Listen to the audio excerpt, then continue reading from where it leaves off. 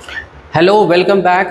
आज हम अपने चैनल पर बिहार बोर्ड के लिए जो बहुत ही एक्सपेक्टेड क्वेश्चन है 2026 के लिए वो दिखा रहे हैं। और देखिएगा कि जो मेरा एक लेक्चर पिछला वाला है फार्मूला रिवीजन के लिए, क्विक फार्मूला रिवीजन, उसको पहले देख करके और उसके बाद ही आप इस वीडियो को देखिएगा और देखिएगा ये क्वेश्चन कितना आसानी से और कितना फास्ट वे में बनता है। ठीक है, चलिए शुरू करते हैं।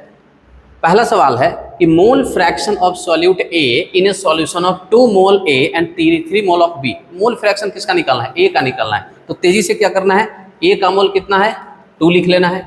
क्योंकि ऑब्जेक्टिव क्वेश्चन है तो यहाँ पर आपको स्टेटमेंट नहीं लिखना है, जल्दी से फॉर्मूला लिख लेना है। बी के लिए क्या हो जाएगा 3 मोल है, टोटल क्या हो जाएगा, टोटल हो जाएगा 5। बताए थे जिसका मोल फ्रैक्शन निकालना है उसका मोल ऊपर रखिए, यहाँ निकालना है ए का निकालना है, ए का मोल ऊपर रखेंगे, टोटल से डिवाइड करेंगे और ये आ जाएगा 2/5। ऑप्शन देखिए डेसिमल में है 0.4 और आपका सही आंसर क्या होगा ए। पहला नंबर क्वेश्चन। दूसरा देखिए, molarity is defined as. Molarity क्या होता है? ऊपर होता है मोल ऑफ सॉल्यूट, ऊपर क्या होता है मोल ऑफ सॉल्यूट, नीचे क्या होता है सॉल्यूशन इन लीटर। ऊपर होगा मोल ऑफ सॉल्यूट, नीचे होगा सॉल्यूशन का वॉल्यूम इन लीटर। चलिए खोजते हैं कहाँ पर है। मोल ऑफ सॉल्यूट पर केजी ऑफ सॉल्वेंट गलत, मोल ऑफ सॉल्यूट पर लीटर ऑफ सॉल्यूशन ये सही आ रहा है, ये फॉर्मूला है। तीसरा क्वेश्चन है कि ए 0.1 molal solution of K2SO4 in water would have molality. Molality निकालना है 0.1 मोलल। देखिए ये पहले लिख दिया है 0.1 क्या मोलल। 0.1 मोलल का क्या मतलब हो गया कि 0.1 मोल इन 1 kg of solvent. 0.1 mole in 1 kg of solvent. तो 1 kg ऑफ सॉल्वेंट के लिए जो मोल्स आता है उसी को क्या बोलते हैं मोलालिटी, यानी कि इसका ऑप्शन क्या होने जा रहा है 0.1, ए आंसर रहेगा इसका। फोर्थ नंबर है कि which unit is temperature independent. मतलब यहाँ जो भी लिखा हुआ है इसमें टेम्परेचर से इंडिपेंडेंट कौन सा है? टेक्निक क्या है? वॉल्यूम आएगा टेम्परेचर पर डिपेंड करेगा, वॉल्यूम नहीं आएगा टेम्परेचर पर डिपेंड नहीं करेगा। वॉल्यूम आएगा टेम्परेचर पर डिपेंड करेगा, वॉल्यूम नहीं आएगा टेम्परेचर पर डिपेंड नहीं करेगा। मोलारिटी में क्या होता है? मोलारिटी में होता है मोल बाई वॉल्यूम लीटर, मोलालिटी में होता है मोल बाई केजी, नॉर्मलिटी में होता है gram equivalent by volume in litre, mole fraction में होता है मोल बाई टोटल मोल। वॉल्यूम कहाँ कहाँ नहीं है, एक इसमें नहीं है, एक इसमें नहीं है। मतलब कि ए बी और डी एक ऐसा क्वेश्चन आ गया जिसमें 2 ऑप्शन सही है। यहाँ पर कौन कौन? मोलालिटी टेम्परेचर से कोई लेना देना नहीं है, इंडिपेंडेंट है बिल्कुल क्योंकि इसमें वॉल्यूम टर्म नहीं है, मोल फ्रैक्शन में भी वॉल्यूम टर्म नहीं है, इंडिपेंडेंट है। तो इसलिए इस क्वेश्चन का आंसर बी और डी रहेगा। अगला सवाल है कि which concentration unit depends on temperature. एक बार फिर अब ये इंडिपेंडेंट नहीं, अब पूछ रहा है कि डिपेंड क्या कर रहा है। डिपेंड किस पर करेगा? मोलालिटी में क्या है केजी, मोल फ्रैक्शन में क्या है मोल, मोलारिटी में वॉल्यूम आएगा, ये नन ऑफ दीज है। ये क्या पूछ रहा है कि जो डिपेंड करता है टेम्परेचर, जिसमें वॉल्यूम टर्म आएगा वही डिपेंड करेगा। मतलब कि क्या होगा मोलारिटी। मोलारिटी में क्या होता है mole upon volume in litre. तो सी ऑप्शन रहेगा, ये डिपेंड कर रहा है इस पर। अगला सवाल है पीपीएम पार्ट्स पर मिलियन जो एक्सप्रेस करता है कंसंट्रेशन को, याद रखिएगा 10⁶ को बोलते हैं 1 मिलियन। तो अगर 1 मिलियन में परसेंटेज दिखाते हैं, पार्ट्स दिखाते हैं, उसको बोलते हैं पीपीएम। चलिए पार्ट्स सॉल्यूट पर 1000 के लिए तो नहीं होगा, पार्ट्स सॉल्यूट पर मिलियन, मिलियन के लिए आ गया, मतलब पीपीएम में यही आंसर इसका होगा और क्या होगा बी हो जाएगा। अगला सवाल solubility of gas in liquid generally. अब बताए थे आपको हेनरी लॉ हुआ करता था जिसमें जो KH कांस्टेंट है, अगर ये बढ़ेगा तो टेम्परेचर बढ़ेगा, ये टेम्परेचर के साथ वैरी करता है। बट सॉल्युबिलिटी क्या होता है घट जाता है, सॉल्युबिलिटी क्या होता है ये घटता है। ये हेनरी कांस्टेंट बढ़ेगा सॉल्युबिलिटी घटेगा, टेम्परेचर बढ़ेगा सॉल्युबिलिटी घटेगा। चलिए ऑप्शन देखते हैं। Increases solubility of gas in liquid, increases with temperature ये गलत है, डिक्रीजेज विथ टेम्परेचर ये सही होगा। यही चीज़ यहाँ पर रिलेट किया गया है, डिक्रीज करेगा सॉल्युबिलिटी अगर टेम्परेचर बढ़ता है तो। ठीक है, अगला सवाल है according to Raoult's law. Raoult's law कह रहा है कि vapour pressure of solvent A in dilute solution. तो वेपर प्रेशर निकालने का फार्मूला होता है जो राउल्ट्स लॉ ने दिया था PA। अगर A का निकालना है तो PA equal to PA0 XA, अगर B का निकालना है तो PB0 इंटू XB। यहाँ पर formula PA0 into XA, sorry ये ऑप्शन यहाँ पर माइनस छुटा हुआ है, इसलिए यहाँ पर ये क्या हो जाएगा, सी हो जाएगा। अगला सवाल है 9 number, which of the following is a colligative property. देखिए कितना इजी क्वेश्चन रहता है। कॉलीगेटिव प्रॉपर्टी क्या होता है, 4 कॉलीगेटिव प्रॉपर्टी होते हैं, RLVP, elevation in boiling point, depression in freezing point, osmotic pressure. ठीक है, ये 4 कॉलीगेटिव प्रॉपर्टी है। और कॉलीगेटिव प्रॉपर्टी क्या होते हैं, सॉल्यूशन का वो प्रॉपर्टी जो नंबर ऑफ सॉल्यूट पार्टिकल्स पर डिपेंड करता है। चलिए यहाँ पूछ रहा है कि विच of the following is a colligative property. Colligative property कौन सा है, तो ऑस्मोटिक प्रेशर होगा, विस्कोसिटी नहीं होता है, सरफेस टेंशन नहीं होता है, रिफ्रैक्टिव इंडेक्स नहीं होता है। Which of the following is a colligative property, option होगा ए। नेक्स्ट क्वेश्चन है, in a solution the relative lowering of vapour pressure, यानी कि क्या शॉर्ट में लिखते हैं उसको RLVP। In a solution relative lowering of vapour pressure RLVP किसके बराबर होता है, बताए थे PA0 minus PA by PA0 equal to XB mole fraction of solute. Mole fraction of solute के बराबर RLVP होता है, मोल फ्रैक्शन ऑफ सॉल्यूट। ऑप्शन क्या रहेगा, बी रहेगा। नेक्स्ट है यूनिट ऑफ मोलालिटी। पहले तो मोलालिटी का फार्मूला लिखेंगे। मोलालिटी का फार्मूला होता है कि मोल ऑफ सॉल्यूट बटा केजी ऑफ सॉल्वेंट, ये फार्मूला है। ऊपर रहेगा क्या, मोल, नीचे क्या रहेगा, केजी इन्वर्स हो जाएगा, मोल पर केजी, मोल केजी इन्वर्स। ऑप्शन क्या हो जाएगा, बी हो जाएगा। Next question, which of the following will have highest osmotic pressure at same temperature. देखिए जब भी प्रेशर ऑस्मोटिक प्रेशर निकालिए, पाई बराबर फार्मूला है ICRT। आई क्यों लिख रहे हैं कि हो सकता है इलेक्ट्रोलाइट होगा तो उसको काउंट करना पड़ेगा। आई के वैल्यू जो होता है नॉन इलेक्ट्रोलाइट के लिए 1 होता है, और अगर कोई इलेक्ट्रोलाइट है तो तोड़ करके जितना आयंस होता है वो होता है, और टेम्परेचर सेम रहेगा। Highest osmotic pressure at same temperature NaCl में देखिए, तो इसमें क्या हो जाएगा, NaCl में I बराबर 2, इसमें हो जाएगा I बराबर 1, इसमें I बराबर 1, इसमें I बराबर 1। मतलब ये सब नॉन इलेक्ट्रोलाइट है, ये सब क्या है, नॉन इलेक्ट्रोलाइट है। तो यहाँ जब I में 2 से मल्टीप्लाई करेंगे तो ये हो जाएगा 2 × CRT। तो इसी का पाई क्या हो जाएगा, ज़्यादा हो जाएगा, ऑप्शन रहेगा ए। बाकी सबका सीधे CRT होगा, जबकि इसका 2 × CRT हो जाएगा। नेक्स्ट क्वेश्चन है कि elevation in boiling point is directly proportional to molality of solution. में एलिवेशन इन बॉइलिंग पॉइंट क्या होता है, delta TB। Elevation in boiling point directly proportional to होता है मोलालिटी, जिसको कि बाद में हम फॉर्मुलेट करते हैं KB × M या I × KB × M। तो ये मोलालिटी के डायरेक्टली प्रोपोर्शनल होता है। The molality of solution, mole fraction of solute, volume of solvent, molarity of solvent, क्या हो जाएगा, molality of solution. Option A रहेगा। नेक्स्ट क्वेश्चन है कि which concentration term is temperature independent. तो देख लीजिए, मोलारिटी में क्या आएगा, वॉल्यूम, मोलालिटी में क्या आएगा, केजी, नॉर्मलिटी में वॉल्यूम, फॉर्मलिटी में वॉल्यूम। मतलब इसमें वॉल्यूम नहीं है तो ये इंडिपेंडेंट रहेगा टेम्परेचर से। तो मोलालिटी जो होता है वो टेम्परेचर पर डिपेंड नहीं करेगा। 15 नंबर क्वेश्चन है वांट ऑफ फैक्टर। देखिए ये बहुत सिंपल सा क्वेश्चन है। आपको कभी भी किसी का अगर आपको वांट ऑफ फैक्टर पूछता है, आप उसके नंबर ऑफ आयंस बता दीजिए, आपको आयंस तोड़ने आना चाहिए। जैसे यहाँ पर K2SO4 है, ये कैसे टूटेगा, 2 पोटेशियम प्लस चार्ज के साथ 1 sulphate ion, 2 cation 1 anion, total कितने आयंस, 3 आयंस। तो इसलिए इसका आंसर क्या हो जाएगा, सी हो जाएगा। क्वेश्चन 16 है which of the following is not a colligative property. इसमें से कौन सा कॉलीगेटिव प्रॉपर्टी नहीं है, फिर से बता दें आपको 4 कॉलीगेटिव प्रॉपर्टी होता है। और बोर्ड एग्जाम्स में बहुत सिंपल सा क्वेश्चन पूछा जाता है जो आपको यहाँ पर दिखा रहे हैं। अगर आप बिहार बोर्ड से हैं और आपको एग्जाम देना है तो आपको इसी तरह का क्वेश्चन आपको रहेगा, उसमें टफ क्वेश्चन बिल्कुल भी नहीं होता है। ठीक है, और एकदम सिमिलर टाइप का क्वेश्चन थोड़ा बहुत इधर उधर होगा। अगर आप ये कर लेते हैं कंप्लीट तो बिल्कुल ही 100% आपका प्रिपरेशन हो जाएगा MCQ के लिए। 4 कॉलीगेटिव प्रॉपर्टी होता है, RLVP, elevation in boiling point, depression in freezing point and osmotic pressure. 4 colligative property है। चलिए चेक करते हैं। RLVP हो गया, एलिवेशन इन बॉइलिंग पॉइंट हो गया, डिप्रेशन इन फ्रीजिंग, ये सरफेस टेंशन जो है ये सरफेस टेंशन नहीं है कॉलीगेटिव प्रॉपर्टी, यही पूछा है। आंसर क्या हो जाएगा, D. The depression in freezing point is given by, तो depression in freezing point delta TF होता है, फार्मूला होता है KF × M। आप I भी लगा सकते हैं इलेक्ट्रोलाइट के लिए। तो ये फार्मूला देख लीजिए, आपको यहाँ पर मिल जाएगा, ऑप्शन ए में पहले ही दिख रहा है। 18 नंबर क्वेश्चन है कि if the osmotic pressure of solution is, तो ऑस्मोटिक प्रेशर पाई दे रखा है कितना 4.92 और टेम्परेचर दे रखा है कितना 300 केल्विन। ये एक न्यूमेरिकल क्वेश्चन है, थोड़ा सा बनाना पड़ेगा आपको। और कॉन्सेंट्रेशन दे रखा है C है 0.2।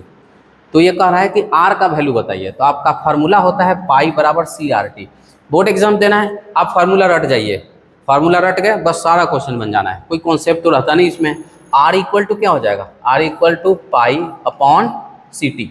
पाई कितना है 4.92 और टेम्परेचर नीचे हो जाएगा 300 और इंटू C हो जाएगा 0.2। अब आई थिंक आपको इसको कैलकुलेट करना पड़ेगा, और जब आप इसको कैलकुलेट करिएगा तो अप्रॉक्स जो इसका आता है 0.08215 अप्रॉक्स ऐसा वैल्यू आता है। आप देख लीजिए यहाँ पर 0.0821 आना शुरू हो जाएगा, 0.00821 है, ये नहीं, यहाँ पर आ जाएगा ऑप्शन ए 0.0821। अगला सवाल है कि which law relates vapour pressure of solution with mole fraction of solvent. Vapour pressure mole fraction के डायरेक्टली प्रोपोर्शनल होता है। ये किसने बताया था, राउल्ट्स ने बताया था, इसलिए ऑप्शन क्या हो जाएगा राउल्ट्स लॉ। बहुत लोग इसमें बोलते हैं कि हेनरीज लॉ होगा। हेनरी लॉ जो है वो एक स्पेशल केस है, Henry law is the special case of Raoult's law. तो इसलिए जो मेन फॉर्म है वो राउल्ट्स लॉ का है, उन्होंने दिया था, ये आंसर रहेगा। 20 नंबर क्वेश्चन है कि the boiling point of a solution is always, boiling point किसी भी सॉल्यूशन का क्या होता है, प्योर सॉल्वेंट से ज़्यादा होता है। बॉइलिंग पॉइंट ज़्यादा होता है, वेपर प्रेशर कम होता है। तो जरूरी नहीं कि हम यहाँ पर बॉइलिंग पॉइंट बोल रहे हैं, एग्जाम में हो सकता है वेपर प्रेशर आपसे पूछ देगा, दोनों याद रखिएगा। प्योर सॉल्वेंट का बॉइलिंग पॉइंट कम होता है, प्योर सॉल्वेंट का बॉइलिंग पॉइंट क्या होता है, कम होता है। और अगर सॉल्यूशन का देखेंगे बॉइलिंग पॉइंट ज़्यादा होता है। जिसका बॉइलिंग पॉइंट ज़्यादा होगा वेपर प्रेशर कम होगा, जिसका बॉइलिंग पॉइंट कम होगा उसका वेपर प्रेशर ज़्यादा होगा। ये कॉन्सेप्ट अभी आपको बता दिए। Boiling point of solution is always क्या होगा, सॉल्यूशन का बॉइलिंग पॉइंट हमेशा प्योर सॉल्वेंट से क्या होगा, कम होता है। ऑप्शन ए रहने वाला है इसका। नेक्स्ट क्वेश्चन है 21। ये फिर से एक छोटा सा न्यूमेरिकल क्वेश्चन है। 1 ग्राम नॉन इलेक्ट्रोलाइट सॉल्यूट, ठीक है। तो नॉन इलेक्ट्रोलाइट सॉल्यूट मतलब कि WB दे रखा है 1 ग्राम, थोड़ा सा लिखना है इसमें। 50 ग्राम ऑफ वाटर यानी कि WA सॉल्वेंट का मास दे रखा है 50 gram. Freezing point is lowered by यानी कि डेल्टा TF दे रखा है 0.372 डिग्री सेल्सियस। और KF का वैल्यू आपको पता है, KF है 1.86। अब आपको क्या करना है, मोलर मास ऑफ सॉल्यूट पूछा है, तो मोलर मास का सॉल्यूट बोला था कि फॉर्मूला याद रखिएगा। मोलर मास का फॉर्मूला हम बता रखे हैं KF into 1000 into WB by delta TF into WA। ये फार्मूला अगर आपको याद है देखिएगा, आप इसको कैलकुलेट करेंगे इजीली आपको आंसर आ जाएगा। यहाँ पर KF का वैल्यू 1.86 है इंटू 1000 इंटू WB किया गया, WB है यहाँ पर 1 ग्राम 1 बाई डेल्टा TF है यहाँ पर 0.372 और WA सॉल्वेंट कितना है 50 ग्राम है, ठीक है। अब आपको इसको सॉल्व करना पड़ेगा, और जब इसको आप सॉल्व कीजिएगा तो आई थिंक अप्रॉक्स का वैल्यू जो आ जाएगा 50 है, 0 से 0 गया है, 5 से गया 20 तो 36 और ये आ जाएगा फिर 3 से डिवाइड 186.85 अप्रॉक्स इसका आंसर आता है। यानी कि 186 देखिए जहाँ पर आपको मिलेगा, ऑप्शन क्या होने जा रहा है C। And you will check yourself this calculation खुद से करिए। चलिए आगे वाला क्वेश्चन देखते हैं। Which is correct for isotonic solution. Isotonic solution क्या होता है, आइसोटोनिक सोल्यूशन होता है जिसमें कि ऑस्मोटिक प्रेशर बराबर होता है, ऑस्मोटिक प्रेशर बराबर होता है, same osmotic pressure. The answer will be B. Next question 23। If a solution obey Raoult's law, अगर कोई सोल्यूशन राउल्ट्स लॉ को ओबे करता है मतलब इसको क्या बोलते हैं, इसको हम लोग आइडियल सोल्यूशन कहते हैं। और आइडियल सोल्यूशन में क्या बताए थे आपको कि delta H mix 0, del V mix क्या होगा, ये भी 0 हो जाएगा। ये कब होगा, जब राउल्ट्स लॉ को फॉलो करेगा। राउल्ट्स लॉ फॉलो नहीं करता है मतलब कि वो नॉन आइडियल सोल्यूशन के कैटेगरी में चला जाता है। सो आंसर विल बी ए। तो क्वेश्चन नंबर 24 कि which factor affects all colligative properties, मतलब कौन सा फैक्टर सभी कॉलिगेटिव प्रॉपर्टीज को अफेक्ट करता है, प्रभावित करता है। तो आपको बता दें कॉलिगेटिव प्रॉपर्टी जो डिपेंड करता है वो नंबर ऑफ सॉल्यूट पार्टिकल्स पर डिपेंड करता है। कॉलिगेटिव प्रॉपर्टी किस पर डिपेंड करता है, नंबर ऑफ सॉल्यूट पार्टिकल्स। चलिए यहाँ पर देखते हैं नंबर ऑफ सॉल्यूट पार्टिकल्स कहाँ दिख रहा है, ऑप्शन बी में दिख रहा है। नेक्स्ट है 25 number question, the solubility of gas in liquid is increases with. चलिए ये क्वेश्चन हम आपको बताए भी थे, कई बार रिपीटेड क्वेश्चन भी है। P इक्वल टू के एच इंटू एक्स। याद कीजिए हेनरी इक्वेशन, हेनरीज लॉ, के एच अगर बढ़ता है टेम्परेचर बढ़ता है, लेकिन सॉल्युबिलिटी क्या करता है, ये घट जाता है, सॉल्युबिलिटी घटता है। यानी कि अगर टेम्परेचर आप बढ़ाओगे तो फिर सॉल्युबिलिटी कभी नहीं बढ़ना है। टेम्परेचर अगर घटाओगे, ठीक है, तो ये decreases in pressure, the solubility of gas increasing in temperature, increasing in pressure. अगर आप प्रेशर को बढ़ाते हो तो गैस लिक्विड के अंदर जाएगा, लेकिन टेम्परेचर को बढ़ाते हो तो गैस लिक्विड के अंदर नहीं जाएगा। इसके लिए सही ऑप्शन क्या हो जाएगा, increase in pressure.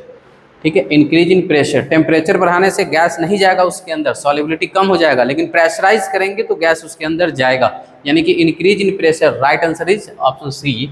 26 number question है, to which types of solution show positive deviation.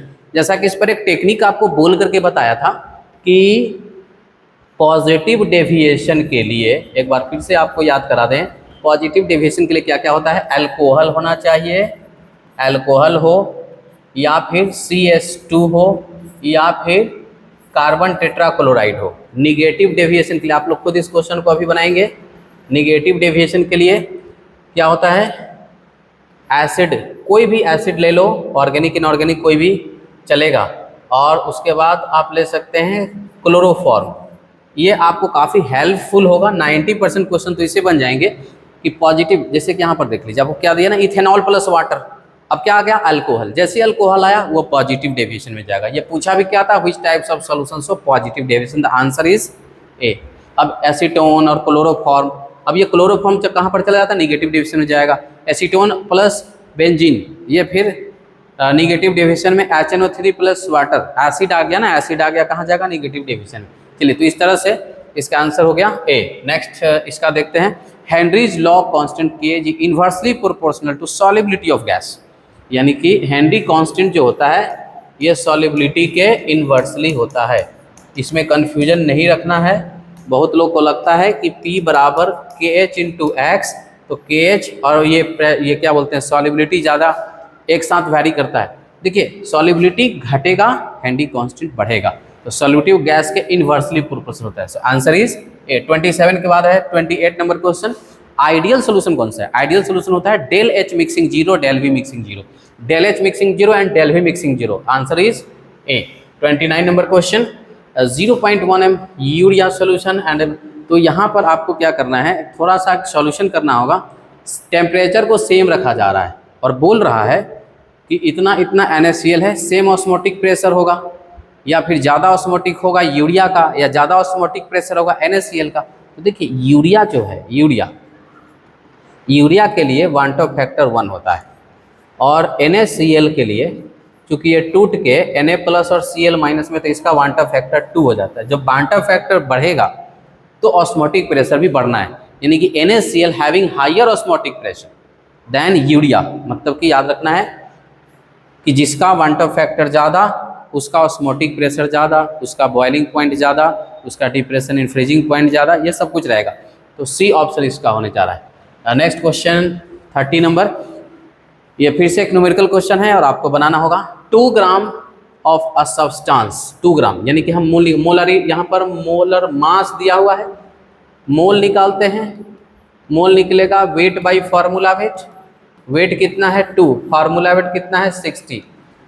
50 gram water में डिजोल्व कर रहे हैं, तो मोलालिटी क्या होगा पूछ रहा है। मोलालिटी का फार्मूला क्या होता है, तो mole of solute, mole of solute by solvent in kg। आप ये फार्मूला याद रखिए, कोई भी क्वेश्चन बनेगा।